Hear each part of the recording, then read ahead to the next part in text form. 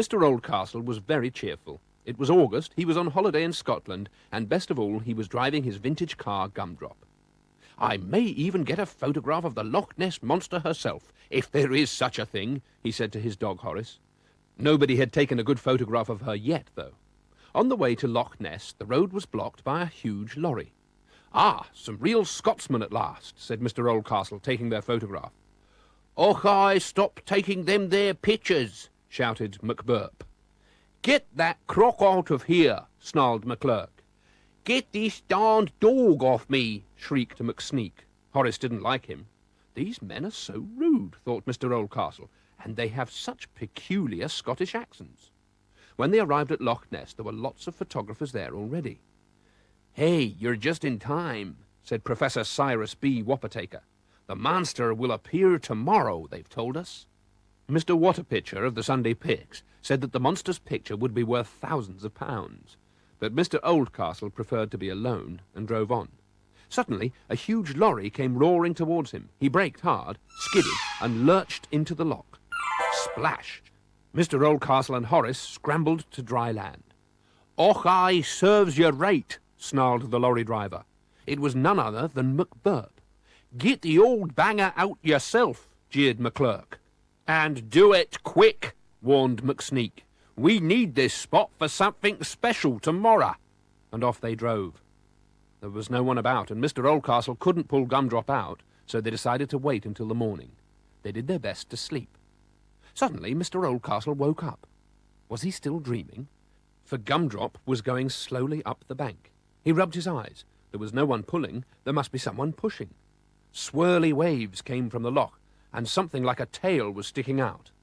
What? Who? Surely not. Yes, it was the Loch Ness Monster. It was real. Mr. Oldcastle remembered his manners. "Thank you very much, ma'am," he stammered. "Oh, not at all," replied Mrs. Nessie. "We can't allow that beautiful car to get rusty." Then she told him how worried she was about the crowds. "I hate those terrible flash cameras," she said. Mr. Oldcastle decided to help. "If you would kindly get into Gumdrop, I'll take you to a nearby loch until the fuss is over." Mrs. Nessie was delighted. She squeezed in, and Mr. Oldcastle drove very slowly. Horace guarded the monster's tail. Mr. Oldcastle settled Nessie in the hideaway loch and returned to Loch Ness. He was stopped by the rude men. "The monster will be appearing this morning, Och I," said McBurp with his false accent. "Spectators only £10, photographs only £100, grinned McClurk. Mr. Oldcastle didn't stop. The shore was crowded with photographers. This was the last day of the monster season, and they had all paid a lot of money. Suddenly, a huge monster plopped up like a cork, making enormous waves. The cameras clicked, and its large tail knocked people over. "This is dangerous," cried Mr. Oldcastle, and drove off. But it was too late. The monster's tail caught in Gumdrop's wheel and got twisted round and round. Then the monster exploded in 1,000 pieces. Professor Wappertaker was knocked over. "It's plastic," he cried. "It's a fake." They all turned their cameras on Gumdrop, who had revealed the truth about the monster. Mr. Oldcastle didn't say a word about Mrs. Nessie. It was, of course, McBurp and his men who did it. They were really London crooks called Burp, Lurk, and Sneak. They hurried away now that their plastic monster had exploded. Little did they know that Horace had taken their bag with all the money in. They shouldn't have kept their sausages in it. Mr. Oldcastle gave the photographers their money back, and next day they made the headlines in all the newspapers. Then Mr. Oldcastle went to fetch Nessie and take her back home. "Oh, you're very kind," she said. "If you care to take a photograph, meet me by the castle at midday tomorrow." Next morning, Mr. Oldcastle was ready. Punctually at midday, Mrs. Nessie appeared, then her husband, Mr. Monster, and their 5 little monsters all in a row. Mr. Oldcastle took a photograph such as the world had never seen before, but he promised Mrs. Nessie that he'd never show it to anyone.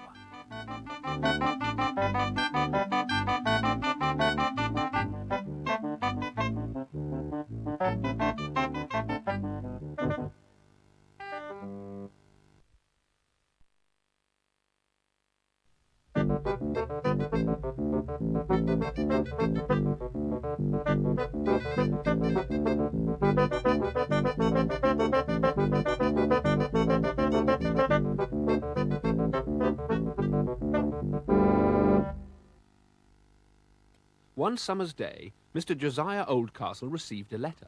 It asked him if he would take some children to a fancy dress competition at the annual show that very afternoon. "Come on, Horace," called Mr. Oldcastle. "We must polish Gumdrop first."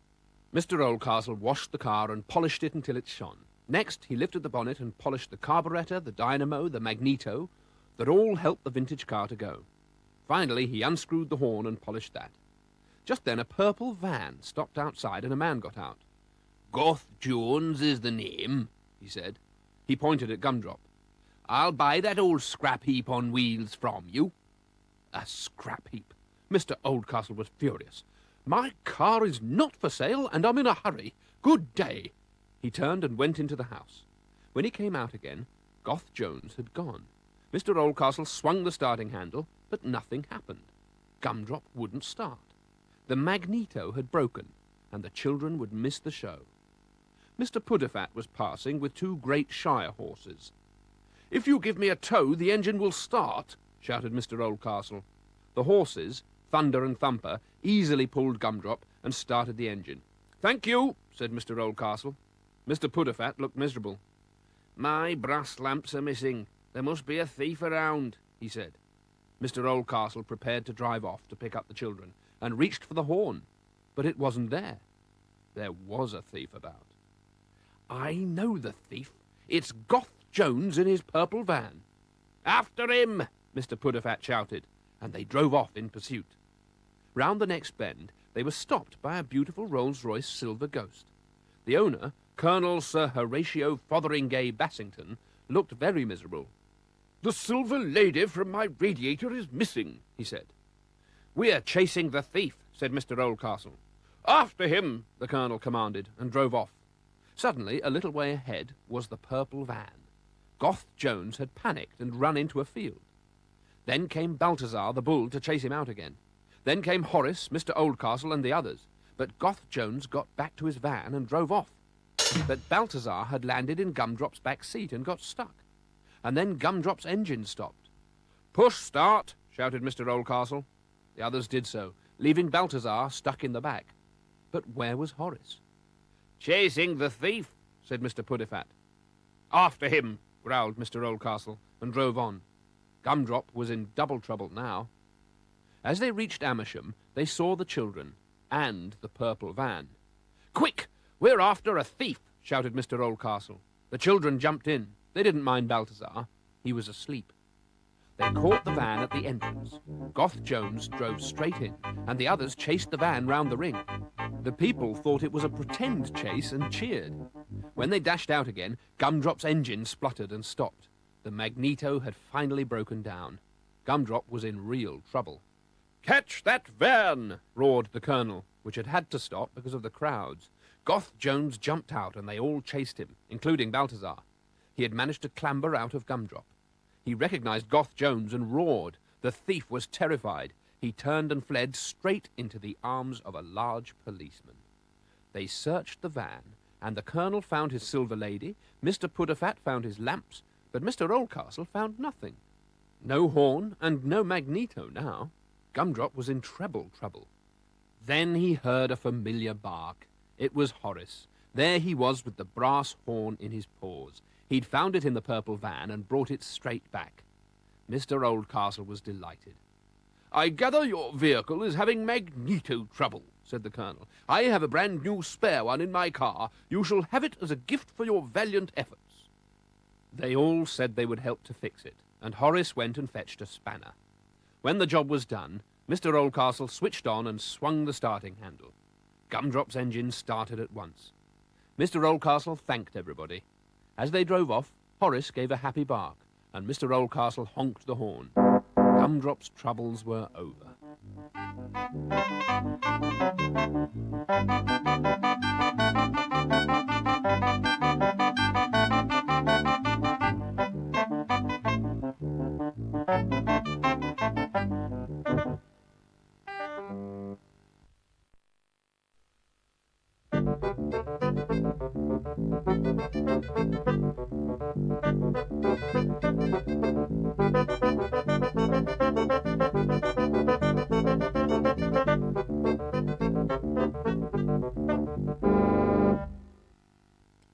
It was a snowy Christmas Eve. Inside a small garage was a remarkable car, a blue Austin-heavy 12.4 with brass lamps. It was Gumdrop. Mr. Oldcastle was filling the radiator with warm water, ready to fetch the Christmas turkey. Horace couldn't wait. He loved turkey. Suddenly there was a booming voice. Ho, ho, ho! Mr. Oldcastle nearly dropped the can. It was Father Christmas.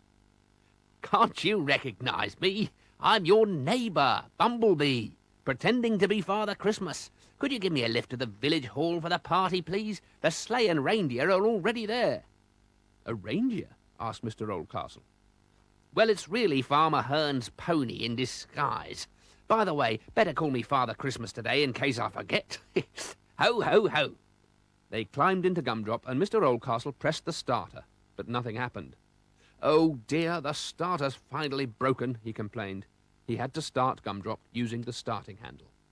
Everybody in the street smiled when they saw Gumdrop with Father Christmas in the back, booming ho, ho, ho. Mr. Oldcastle promised to pick him up after tea. First, Mr. Oldcastle drove to the toy shop. He left the engine running to save starting with the handle again and asked some children to guard Gumdrop. He bought presents for his grandchildren and little presents for Gumdrop's guards. He then drove to the garage to try to find a new starter motor. Again he left the engine running, but this time someone jumped into Gumdrop and drove off. "Stop, thief!" cried Mr. Oldcastle, running after him. Then, unexpectedly, Gumdrop slowed down and stopped. The thief got out. "Forgive me," he said. "I used to own a car like this. Driving it has made my Christmas."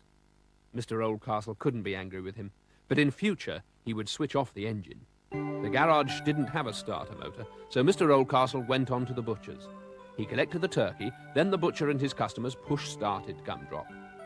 Mr. Oldcastle delivered his grandchildren's presents, had tea and played games, then went to collect Mr. Bumblebee. Halfway there, they met him. Farmer Hearn's pony looked just like a reindeer. "Hello, Father Christmas," said Mr. Oldcastle. He hadn't forgotten what Mr. Bumblebee had asked him. "Why is your pony, reindeer, limping?"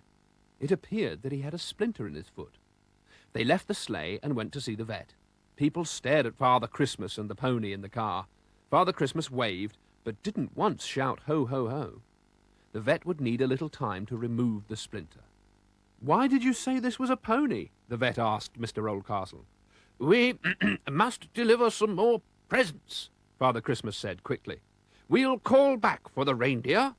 It was now getting dark. "I say, Father Christmas, you do take your job seriously," chuckled Mr. Oldcastle. "Of course I do," Father Christmas said solemnly. "I must never disappoint the children." "Stop here," said Father Christmas. He marched to the house, climbed up and dropped a parcel down the chimney, then the next house and the next.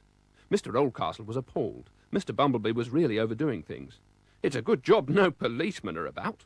Father Christmas was silent. Not one ho, ho, ho. Then they returned to the vet. Father Christmas said they must hurry, as they had a very long journey ahead of them. Mr. Oldcastle looked very puzzled. As they settled into Gumdrop, the engine stopped. "Never mind," said Father Christmas. "We'll give you a push-pull." Gumdrop started again at once. They found the sleigh and hitched up the reindeer.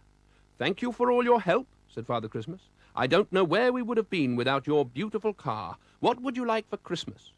"A new starter for Gumdrop," said Mr. Oldcastle without thinking, though he knew it was silly to ask Mr. Bumblebee for one. Father Christmas just smiled and pulled one out of the sack. Mr. Oldcastle couldn't speak. He just got out his tools, slid under the car, and fitted the new starter. It was perfect. When he got up to say thank you, Father Christmas and the reindeer had vanished. It had begun to snow when he heard ho, ho, ho. It was Father Christmas again, but now the reindeer looked just like a pony. "Where have you been?" asked Mr. Bumblebee. "I've been waiting for ages at the village hall." Here was Mr. Bumblebee with the pony. So could that limping reindeer have been real after all? Was the Father Christmas who gave Mr. Oldcastle the starter motor the real Father Christmas? Horace looked as though he knew the answer perfectly well.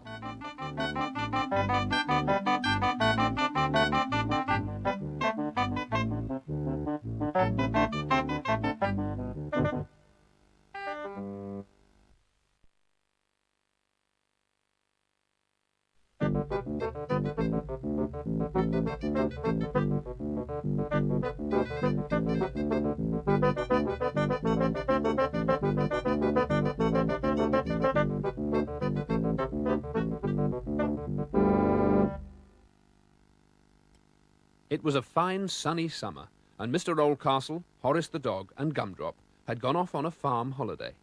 They'd set up camp in a field not far from the farm buildings. Mr. Oldcastle had put up a blue tent for himself, a small red tent for Horace, and a large yellow tent for his vintage car, Gumdrop. It was all very peaceful, and they all felt very snug and comfortable. One day, Farmer Hearn came into the field. "My tractor has just broken down," he said, "and I wonder if you would help me get the hay in with your car." Mr. Oldcastle knew that the hay had to be gathered in whilst it was dry. "Of course, we'll all help," he said. So Mr. Oldcastle drove Gumdrop back and forth to the farm all day. He pulled a trailer full of bales of hay, and then there was hay piled up on his back seat, too. Horace thought it was all great fun and sat on top. It was very hard work, but by night-time all of the hay was safely in the barn.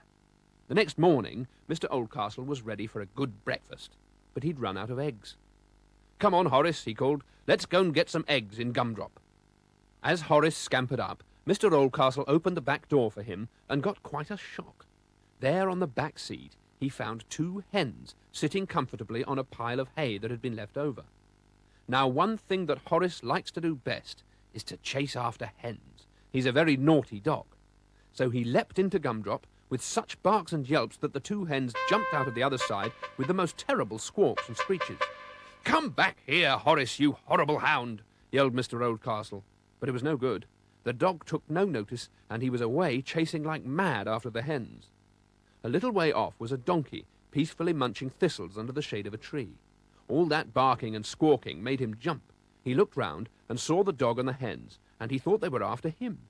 So he kicked out and ran away, bellowing and braying as he went. A little further up the field, some piglets were having breakfast at a trough. With all that braying and bellowing and barking and squawking, they looked up in alarm. When they saw a dangerous donkey galloping towards them, they promptly scampered away as fast as their little legs would go. And how they squealed as well! This was all too much for Mr. Oldcastle.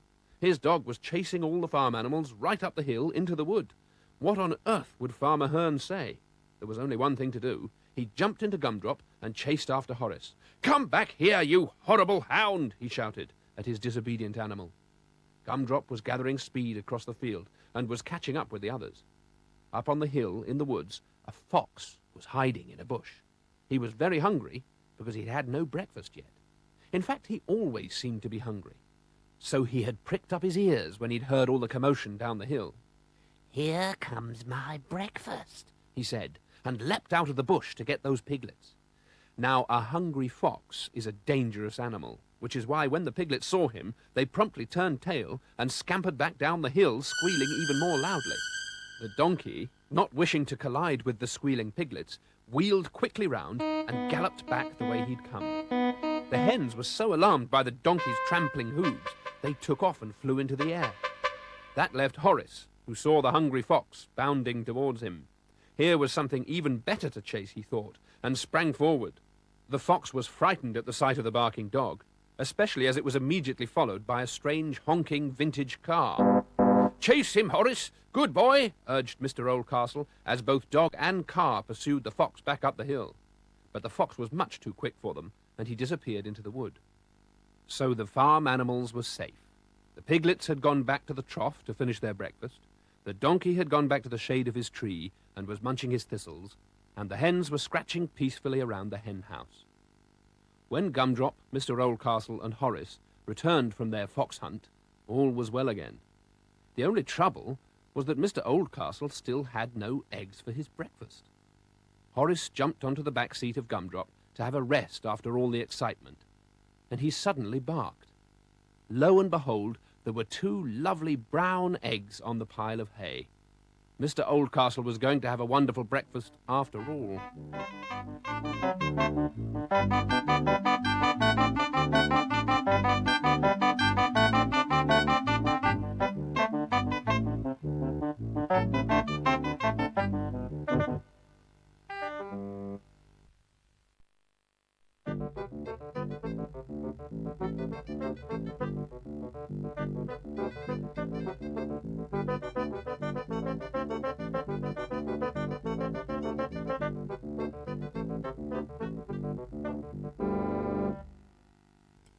Early one morning in November, there were few cars to be seen at Hyde Park Corner in London, but one was extraordinary. It had a blue body, black wings, and a brass radiator. It was an Austin Clifton Heavy 12.4, and it was called Gumdrop. Today was the day of the annual Brighton Run for veteran cars, and Gumdrop was joining them. "We'll drive to Brighton and might appear on television," said Mr. Oldcastle to his dog, Horace. The veteran cars were all lined up in the park, with people admiring them. The club secretary arrived. "Sir, your car is not old enough to join the Brighton Run," he said. "No car made after 1904 can take part. Gumdrop was not made until 1926. He is a vintage car, not a veteran car." Mr. Oldcastle was vastly disappointed as the veteran cars drove off. "No Brighton for us," he told Horace. Then an old yellow bus arrived, full of Chelsea pensioners. "Oi, wait for us!" shouted the driver. "You can't join in as you're not old enough either," Mr. Oldcastle explained.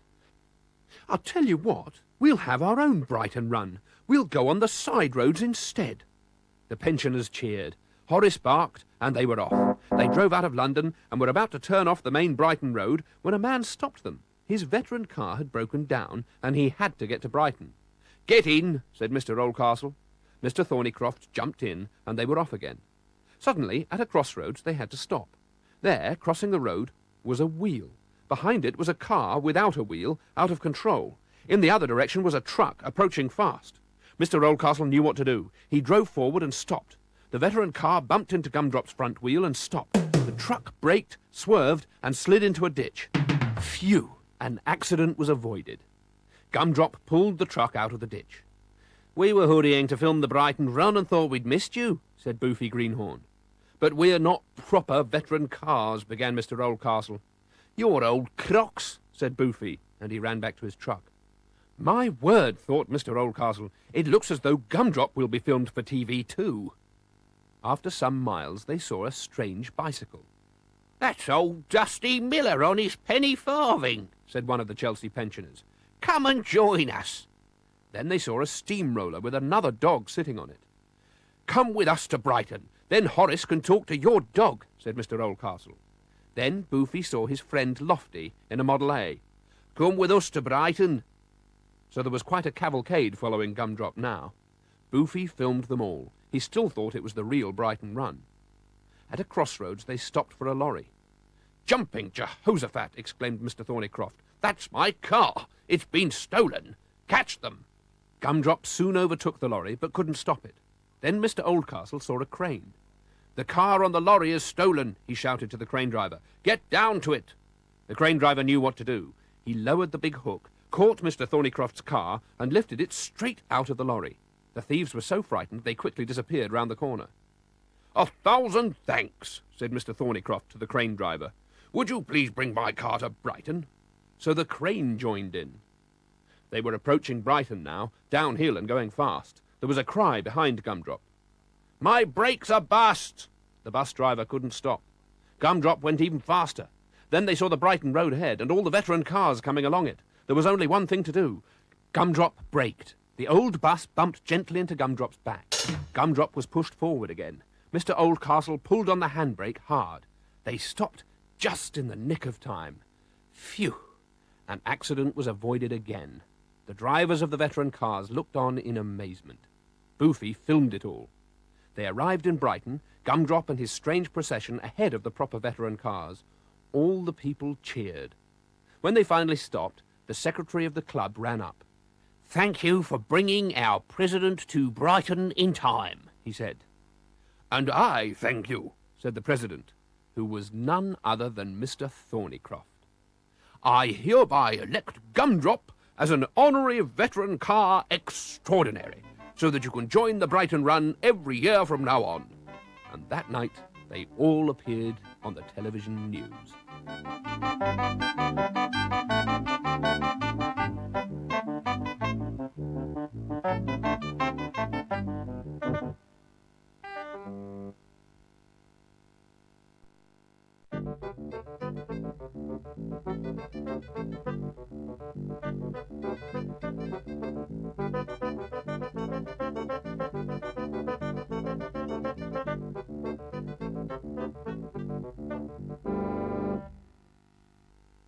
Mr. Josiah Oldcastle lived in a small house in the country which he liked very much. There was also a small garage with red doors, and inside was something which Mr. Oldcastle liked best of all. It was a blue car with a black hood. It had 4 brass lamps and a brass thermometer. It was an Austin Clifton Heavy 12-4, and it was called Gumdrop. One morning a letter arrived. "It's from London. They want Gumdrop to appear on the television at 3 o'clock tomorrow afternoon." The sun was shining when Mr. Oldcastle set off with Gumdrop the next morning. At 11:45 they crossed Tower Bridge and drove past the Tower of London. Suddenly a yeoman of the guard ran up. "My name is Biffin, and I'd be obliged for a lift to Westminster. They won't allow me on the bus with this partisan of mine." "Jump in, then," said Mr. Oldcastle. They reached St. Paul's Cathedral at 12:15. Just then 2 men in a yellow car turned so sharply into the road that Gumdrop had to stop. "Stop those men!" shouted a policeman. "I am Sergeant Bluemantle, and all those men have stolen a lot of money from the bank. We must catch them." There was lots of traffic in Fleet Street. The yellow car was way in front of them. By the time they reached the law courts, it was 1:45. A man in a wig was sitting in the middle of the crossing. He was very angry. "Those villains in that yellow car knocked me down. If I don't see them jailed for this, then my name is not Sir Pomeroy Pendlebury Clutterbuck, Justice of Her Majesty's High Court." "Please get in, then," said Mr. Oldcastle, and the judge did just that. It was 1:15 when they reached Whitehall. The thieves suddenly turned right. "Follow them through the Horse Guards," ordered Sir Pomeroy. "And you, my men," he called to the sentries, "follow us." They passed Buckingham Palace at 1:30. The thieves drove straight through the band of the Grenadier Guards. Gumdrop was stopped by Drummer Thumpet. "I'll make mincemeat of them for this," he cried, and jumped in. Gumdrop chased the thieves around Piccadilly and back to Trafalgar Square. "I shall be late for my television programme," complained Mr. Oldcastle. "Yes, but we must arrest those fellows first," said Sergeant Bluemantle. "And have them up in court," added Sir Pomeroy. In Parliament Square, Big Ben struck 2, and the bells of Westminster Abbey joined in. It was getting very late. Gumdrop couldn't go very fast because of the weight of the others. It was just as well that Corporal Withers and Trooper Gaskin had their horses to ride on. "They went up that street," said a Chelsea pensioner. "Get in, then," said Mr. Oldcastle, "and show us the way." It was nearly 2:30 when they reached the Albert Hall. Then they had to stop to allow the orchestra members over the road. "If you're after those 2 in that yellow menace, I'll show you the way," cried the trombone player, and in he jumped. "I shall never get to the studios at this rate," protested Mr. Oldcastle, driving as fast as he possibly could. "There they go! We'll catch them yet!" cried all the passengers. The thieves' car was getting away when they saw a police car in the road. They turned their car sharply left and drove through an open gate. Gumdrop went in after them and the police car followed. "Look there!" cried Mr. Oldcastle in delight. "It's the television studios! I've been trying to get here all day!" It was now 5 minutes to 3. There was no way out for the thieves. They jumped out of their car, ran up the steps and through the doors. The others all ran up the stairs after them. "They might get out the back and escape," said Sergeant Bluemantle to Mr. Oldcastle. "Let's try to head them off." He turned Gumdrop round and did just that. Then he drove Gumdrop through a wide doorway into a corridor. The thieves were running towards them, followed by all the others. As Gumdrop was blocking the way, the bandits opened a door and ran straight in. It was the television studio, and the time was exactly 3 o'clock. In the studio, the programme had just started. The television crew were very surprised as everyone came tumbling in. The policeman held tight to the thieves as Sergeant Bluemantle put handcuffs on the robbers, watched over by all the others who'd taken part in the chase. "This is all thanks to Gumdrop," said the presenter of the programme, which was watched by millions of people. Then everyone sang a special song for Gumdrop, who had been brought into the studio, especially for everybody to see.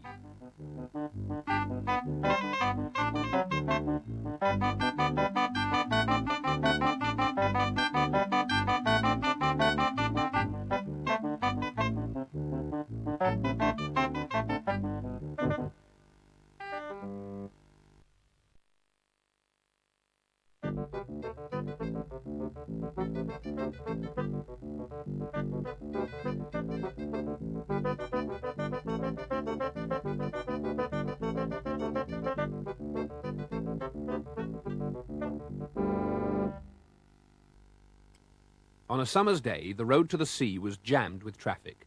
Beep, beep, honk, honk went the car horns. Everyone was getting impatient. Honk, honk went another horn.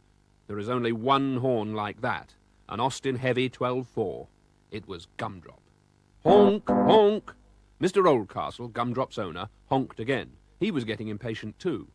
Woof, woof. So was his dog, Horace. Who was holding up the traffic? Why, the Bumblebee family.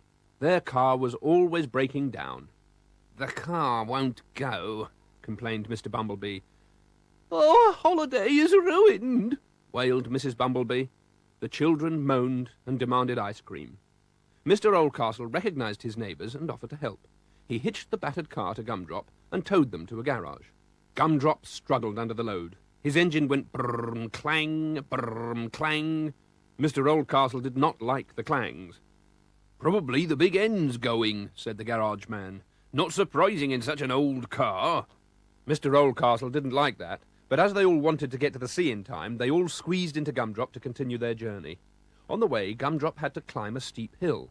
Brrrm, clangety, brrrm, clang, clang, clang went the engine. The bumblebees were too heavy. "The big end's going," said Mr. Bumblebee. "Oh, how frightful!" cried Mrs. Bumblebee. We want ice cream, wailed the children. Woof, woof, went Horace. Mr. Oldcastle did not like those clangety clangs one bit. At last they arrived. Even Gumdrop sounded happy. Brrrum, brrrum went his engine as if nothing had happened. But just as they parked, the engine made the most terrible noises. It clanged and clattered, and in a cloud of smoke and an almighty bang, it stopped. "Oh, my goodness!" exclaimed Mr. Oldcastle. Oil was everywhere, and there was a big hole in the crankcase. "Oh, dear," said Mr. Bumblebee. "You won't be able to repair that." Mr. Oldcastle knew that Gumdrop would need a new engine, but where would he find another 1926 Austin 12-4 engine? For the moment there was nothing to be done, and as the bumblebees were impatient to go for a sail, Mr. Oldcastle decided to go too. Poor Gumdrop was left on the shore. They hired an old fishing boat. "All aboard," called Captain Bumblebee, and off they went. Mrs. Bumblebee sunbathed, the children ate ice cream, Horace tried to fish. Everyone was happy, except Mr. Oldcastle. The wind was getting stronger. Mr. Bumblebee turned his telescope to the shore. "Look, the tide's going in. The water's nearly got up to Gumdrop."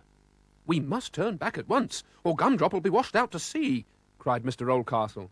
But just then Horace saw a fish, grabbed at it, lost his balance, and splash!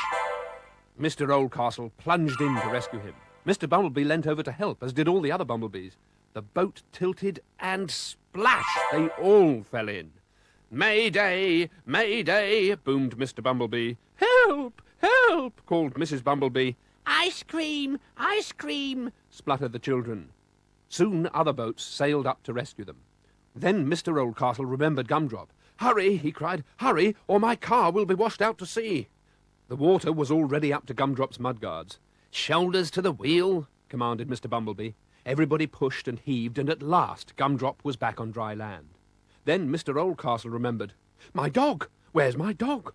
Poor old Mr. Oldcastle. His car had blown up, then was nearly washed away, he was nearly drowned, and now his dog was missing. Just then their fishing boat came in on the tide. Mr. Oldcastle heard a muffled bark. Woof, woof. It came from the engine cover. Mr. Oldcastle jumped on board and tore it off. There was Horace, safe and sound. Then he looked at the engine. It was exactly like Gumdrop's. Good old Horace. The fisherman who owned the boat was happy to sell Mr. Oldcastle the engine. "I'd rather have a modern diesel for my boat," he said. So all was well. Whilst the engine was overhauled, Mr. Oldcastle joined the others on holiday. He bought lots of ice creams for the children, and Horace caught lots of fish. And now Gumdrop has a sparkling new engine. What's more, Mr. Oldcastle is determined to keep his car firmly on dry land.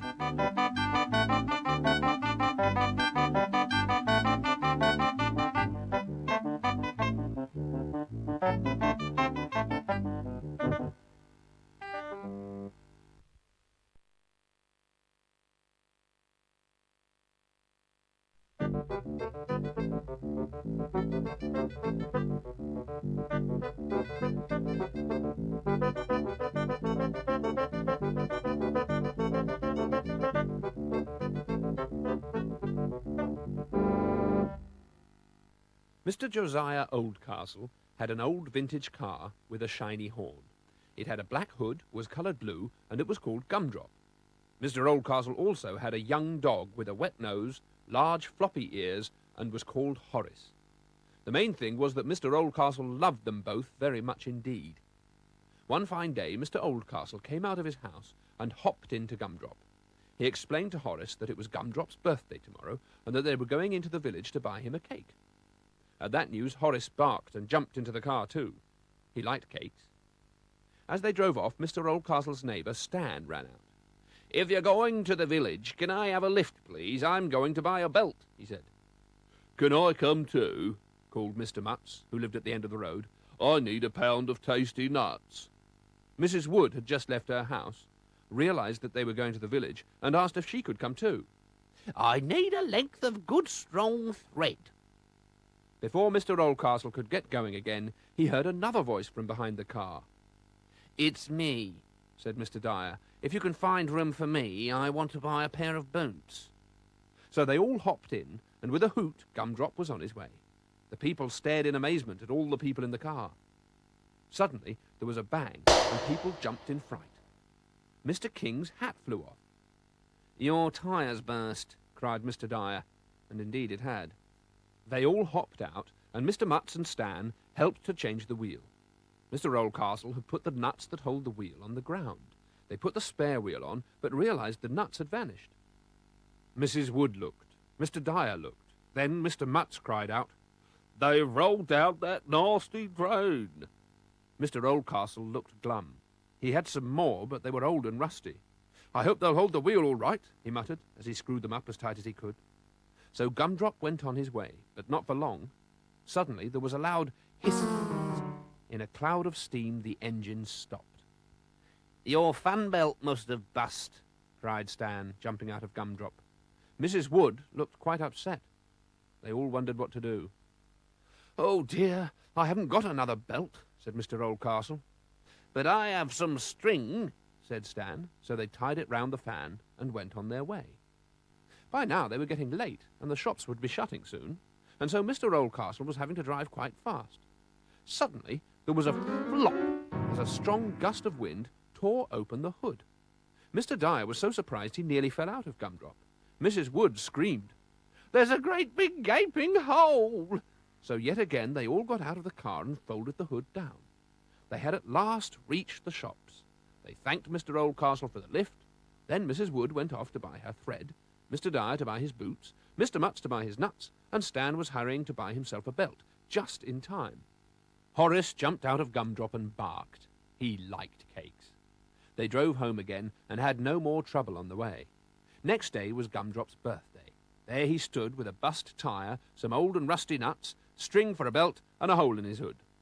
"But at least you've got a birthday cake," said Mr. Oldcastle, as he put it on a table by the side of the car. Horace barked. He liked cakes. And then the party guests arrived. "Did you get your shopping?" asked Mr. Oldcastle. "Yes, I bought a belt all right," said Stan, "but it's for Gumdrop's fan, and may this fan belt never burst." "And I bought some nuts all right," said Mr. Mutts, "but they're for Gumdrop's wheel, and may they never roll away." "And I bought the thread all right," said Mrs. Wood, "but it's for mending Gumdrop's hood, and may it never tear again."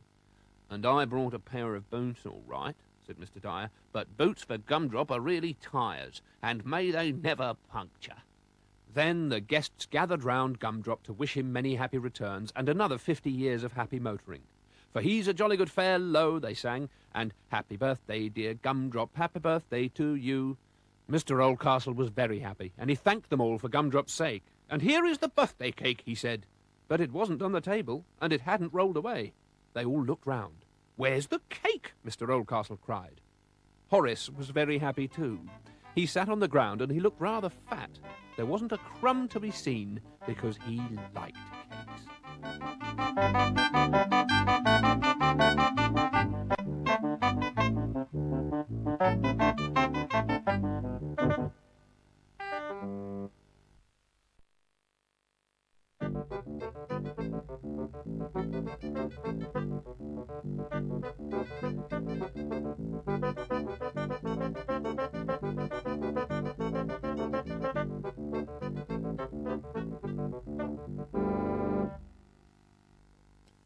One fine day, Mr. Oldcastle was lying flat on his back.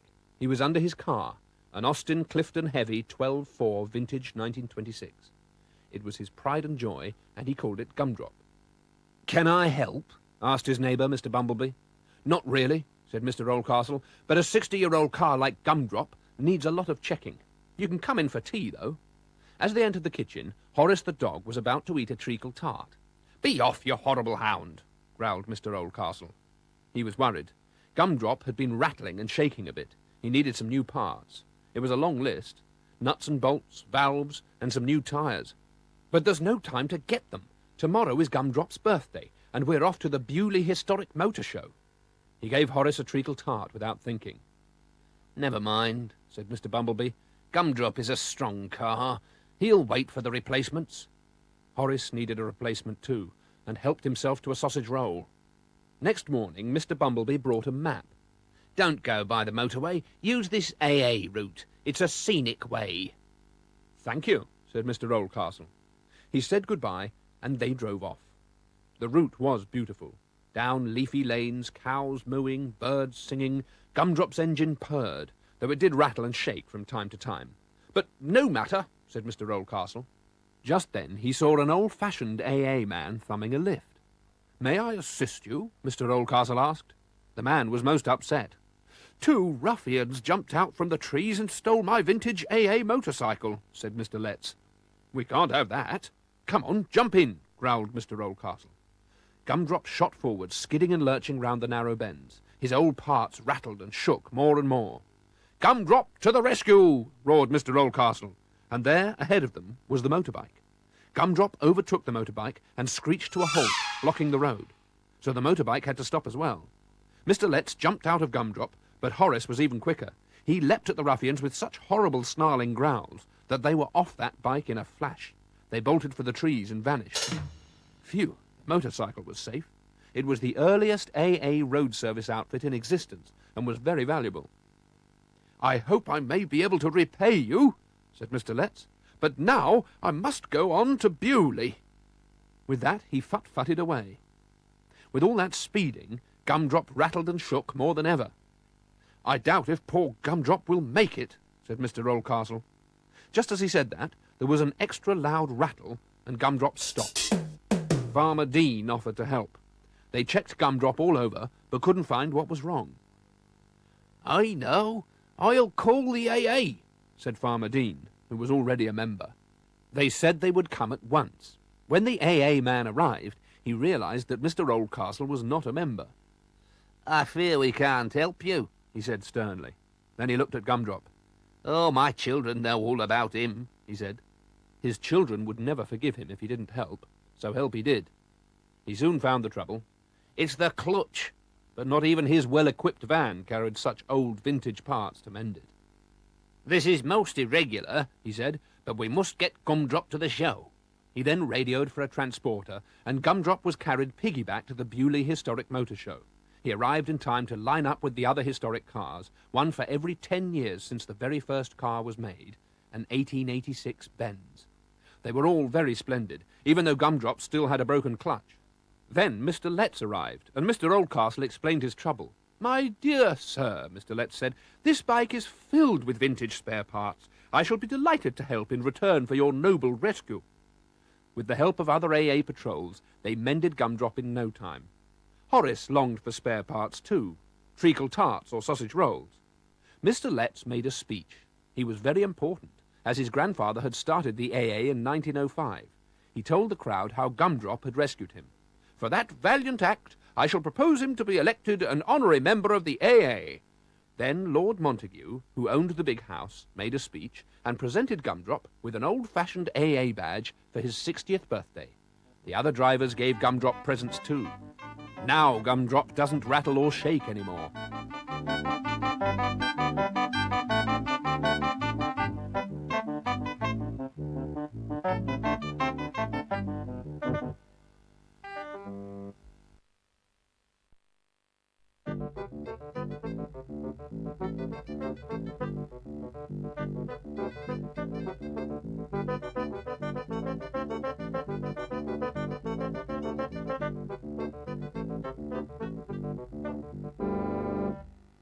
Mr. Oldcastle and his grandson Dan had gone for a mystery drive in Gumdrop. "No maps or plans," said Mr. Oldcastle. "We'll see where Gumdrop takes us." He took them to an old-fashioned garage in the woods. "We'll need some petrol," said Mr. Oldcastle as they approached a rickety old garage. Dan thought that the garage man looked like a magician. "What a beautiful car," he said. "I've just the right petrol for an interesting journey." Mr. Oldcastle didn't notice that the name of the petrol was Spell. He paid, and they were off. Gumdrop shot forward like a car half his age. "The petrol is working already," thought the garage man, and smiled. Mr. Oldcastle appeared to drive into a thick fog. Then he heard another car approaching, so he honked the horn 3 times. The fog lifted as if by magic. The other car was skidding from side to side and was an old veteran car, a Darracq. What was most surprising was that it was being driven by a toad. It skidded to a stop, and Toad jumped out. "What a magnificent motor car," he said. "What style, what grace." And he offered to swap Gumdrop for his own car. Mr. Oldcastle was just about to say he would never part with Gumdrop when the toad spotted Ratty and Mole out on the lake. "Friends of mine," he said with an embarrassed smile, "but I'd rather they didn't see me now." And with a yearning look at Gumdrop, he drove away. "It's magic," said Dan. "Where are we?" Mr. Oldcastle had no time to explain, as there stood a tortoise thumbing a lift. As he got in, he said, "If you see a hare, please drive on." Sure enough, they soon passed the hare, who was fast asleep. Then they saw what looked like the finish of a race. The tortoise plodded towards it.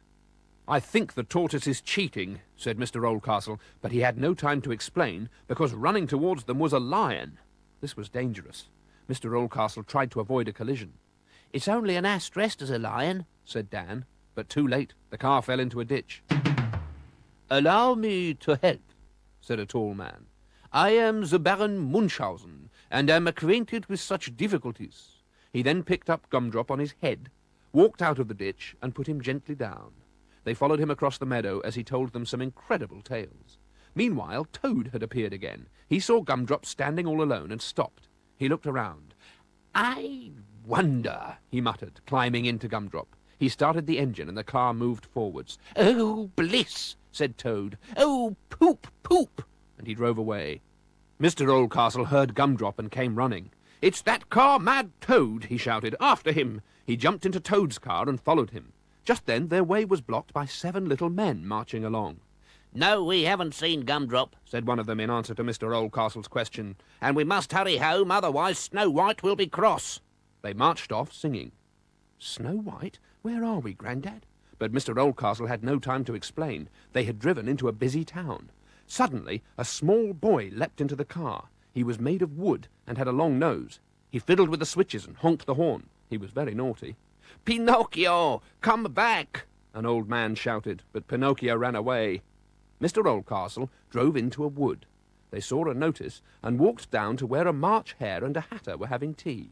A Dormouse was asleep between them. "Have you seen Gumdrop?" asked Mr. Oldcastle. "What is Gumdrop?" said the Mad Hatter in reply.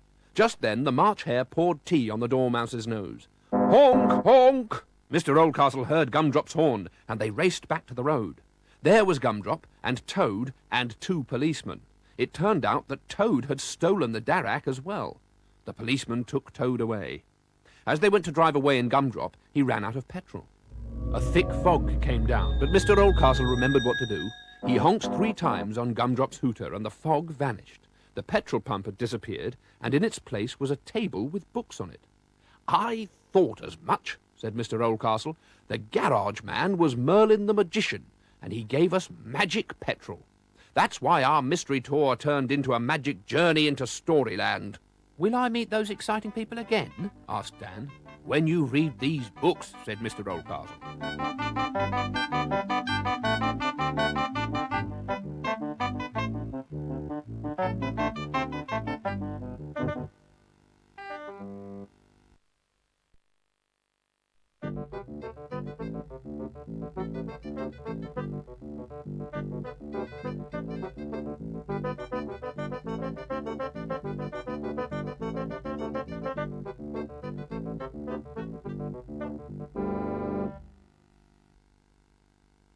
One day Mr. Oldcastle wrote a letter. It was a most important letter to his grandson Dan. It was also very important to get the letter into the post-box as early as possible. Mr. Oldcastle jumped into his trusty vintage car, Gumdrop, and drove off to the post-box. As he arrived, the postman was already there collecting the letters from the box in his little red post-office van. Mr. Oldcastle started to run. "I say, please wait for me," he panted. He was running as fast as he could, but the postman didn't hear him. He hopped into his van and drove off. Unfortunately for Mr. Oldcastle, that was the last post of the day. Mr. Oldcastle quickly decided to catch up with the post van in Gumdrop. He waved the letter to catch the postman's attention, but the red van was going faster and disappeared from view. He arrived at the centre of the village, but there was no sign of the red van. Mr. Oldcastle decided to ask the bus driver. "Have you seen the little red post office van?" he called out. "Yes," shouted back the driver over all the noise. "There she goes up that twisty, narrow street." It was just disappearing around the corner. Mr. Oldcastle drove out of the village into the narrow country lanes and found his way barred by a large lorry. So he asked the driver if he'd seen the red van. "There she goes up the other road," cried the lorry driver. He could see because he was much higher up than Mr. Oldcastle. "But that old car of yours will never catch her." "Gumdrop is better than most," said Mr. Oldcastle. The sheep in the field thought so too. Mr. Oldcastle reversed and followed the red van up the road. But, oh dear, he hadn't gone very far when he was stopped again. A very large crane was crossing the road. It rattled and clanked and went very slowly. The workmen stood and waited, and the red van disappeared into the distance. "What a lot of trouble to post a letter! But we'll catch the post yet," said Mr. Oldcastle, and drove on when the crane had passed. He drove on down the road and came to a roundabout. "Where's that red van got to now?" he asked himself as he drove round the roundabout. He spoke so loudly that a tractor driver heard him. "There she goes," said the tractor driver, pointing back up the road. Mr. Oldcastle drove round the roundabout, past the tractor, and up the road towards the van. "You'd better hurry," the tractor driver shouted after him. Mr. Oldcastle arrived at a railway bridge, but there was no sign of the little red post office van. Then he looked up and saw a train crossing the bridge. "Have you seen the red post office van?" cried Mr. Oldcastle. "There she goes," shouted the train driver, pointing to a hill in the distance. "But you'll never catch her up that hill in that old car." But Mr. Oldcastle had to try. The road was so steep that Mr. Oldcastle hopped out to help push Gumdrop to the top of the hill. Then he looked around for the red van, and there below him was the postman, looking at some cows. "Now we'll catch him," cried Mr. Oldcastle as he coasted down the road towards the little red van. He arrived just in time to stop the postman from driving off again. "I have a most important letter from my grandson Dan," he told the postman. "Please can you post it for me? It's an important birthday matter." And he passed the letter over to the postman. "I shall be delighted," said the postman. He liked to take urgent letters, so he drove away feeling most important. The red van disappeared up the road, and Mr. Oldcastle felt very pleased with himself. "And now for home again," he said, but realized that he didn't know the way. He'd turned so many corners that he was lost. Then he saw the signpost. "My word!" he exclaimed in surprise. "That red van led me straight here to the home of my little Dan." With that, he drove into the village. He stopped outside Dan's house, and Dan ran down the lane towards him. "Grandad," he called out, "did you come for my birthday after all?" "Not really," said Mr. Oldcastle. "As a matter of fact, I've just posted you a letter." "That's great," said Dan. "I'll have you now, and the letter later." And they both burst out laughing. Dan's mum and dad wondered what it was all about, but they were pleased that Grandad had arrived.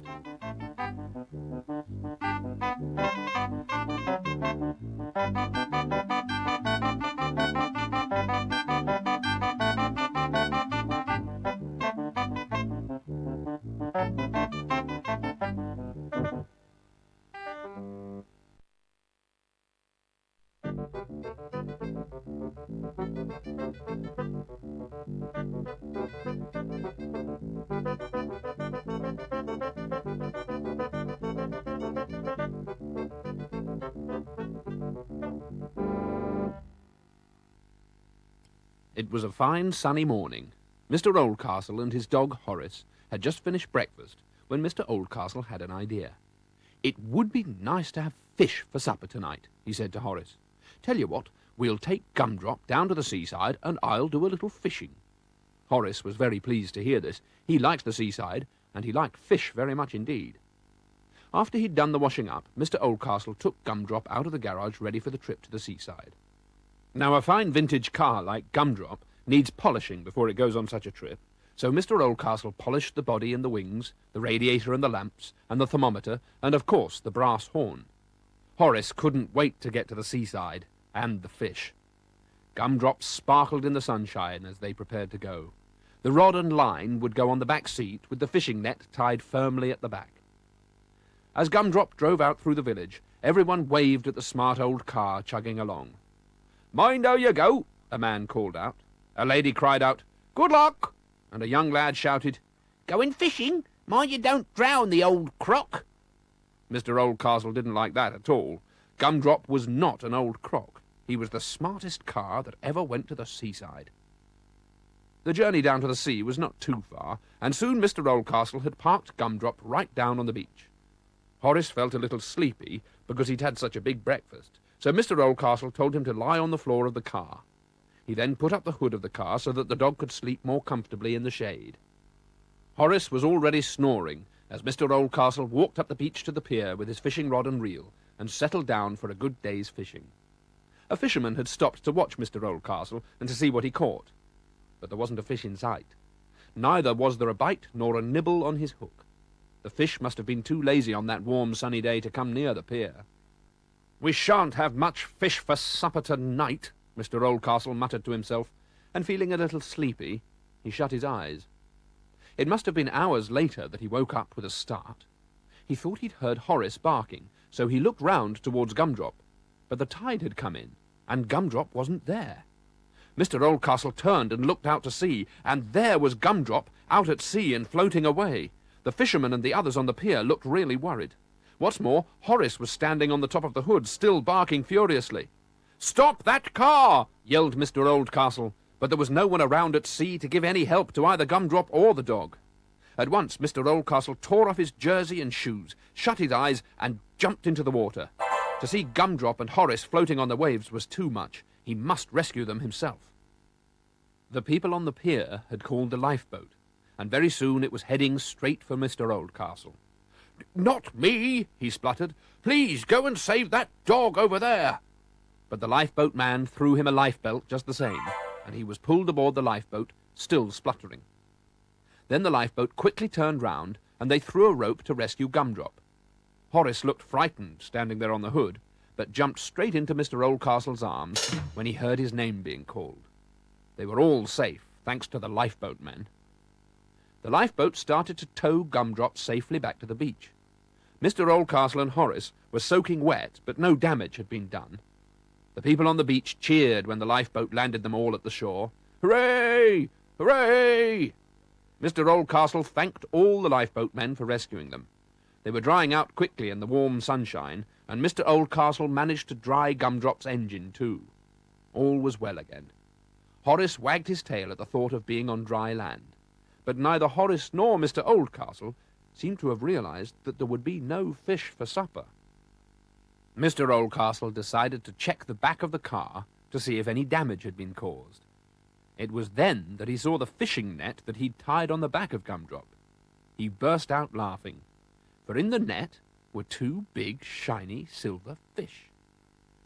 "Good old Gumdrop," he said. "You went fishing, and we shall have fish for supper after all."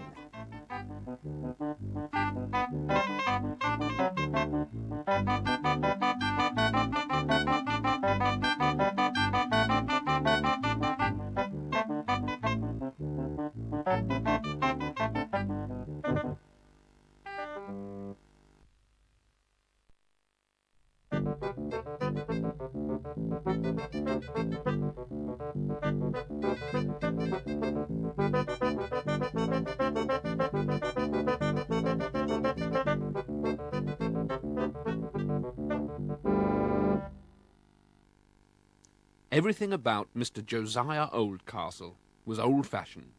even his 1926 vintage car called Gumdrop.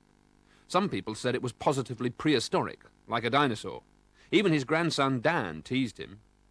"Dinosaurs indeed," said Mr. Oldcastle. "It's an Austin Clifton Heavy 12.4, a proper car and the best in the world.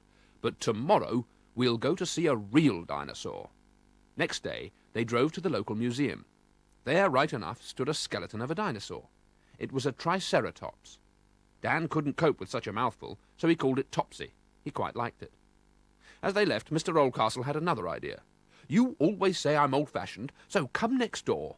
It was a computer shop, and they went inside. "There's nothing old-fashioned about these," said the assistant. "This is the latest computer called the Miracle. Even I don't understand it properly." Mr. Oldcastle bought it. He'd show them how up-to-date he was. He couldn't wait to try it out. "Let's plug it into Gumdrop's battery," he said. He fixed the wires and they switched on. Nothing happened. Then Horace the dog spread his clumsy paws right across the keyboard. Then something happened. Suddenly, Gumdrop began to shake and bounce, and then went backwards, racing as though in a whirlwind. Mr. Oldcastle held his hat. Then Gumdrop stopped. Mr. Oldcastle peered out. Everything had changed. Behind them stood a prehistoric landscape, and in front, alive and smiling, was Topsy. Mr. Oldcastle stared in amazement. "It's impossible!" "It's the computer," yelled Dan. It had turned Gumdrop into a time machine. "Come and meet some of the others," said Topsy. There in front of them were 3 dinosaurs as big as tower blocks, munching away peacefully. They stared at Gumdrop. "It's all right, it's only a vintage car," explained Topsy. One of them picked a flower for Dan.